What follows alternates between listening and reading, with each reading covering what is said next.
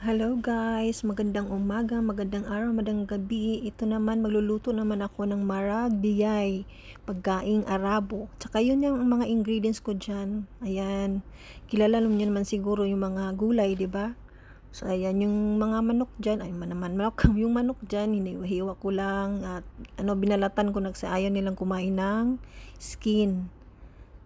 Kaya sineparate ko yung skin. Tsaka yung mga pakpak, siniparate ko dyan kasi ayaw nilang kumain ng mga pakpak tsaka puto-buto. Gusto na yung laman talaga. Tsaka minsan nga yung paa ayaw nilang kainin. Pero nilagyan ko na lang kasi parang kunti lang yung nahiwa ko. Tsaka ayan yung mga buto tsaka pakpak. Kasi lulutuin ko yan mamaya at ulamin ko. Kasi sayang naman pag itapon, di ba? Ulam na rin yan. Kasi sa atin parang lahat kakainin, dito sa kanila wala, hindi. Saka yan, minarinate ko na po yan ng onion powder, garlic powder, black pepper, at saka coriander, at saka salt.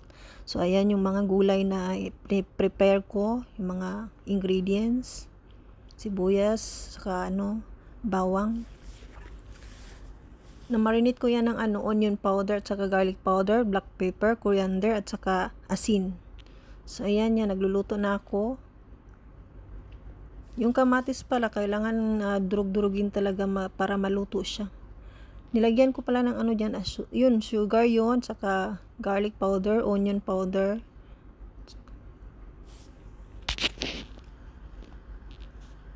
Yan, yung way ko ng pagluluto, ganyan ang pagluluto ko.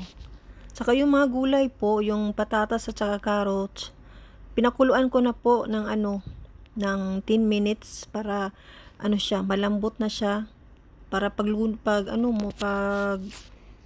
mix mo na sa manok, madali na po siyang maluto.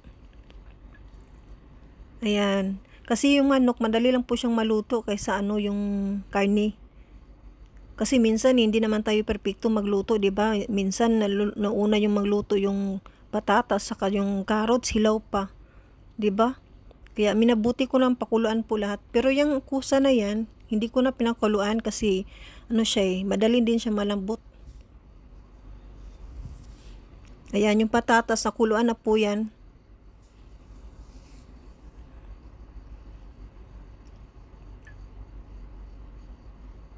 Dalawang Maggi cubes, tsaka nilagyan ng mainit na tubig, black pepper.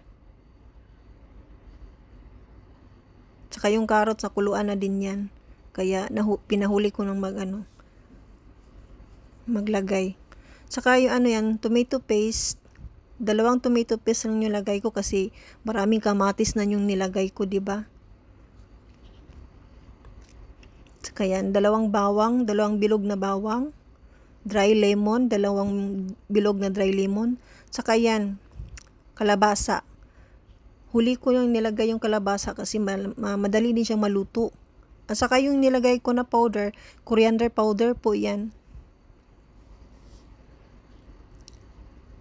Yan yung way ko ng pagluluto. At saka yung cauliflower. Napakuluan ko din yung cauliflower ng 5 minutes lang. Tsaka yan, luto na po siya. Thank you for watching.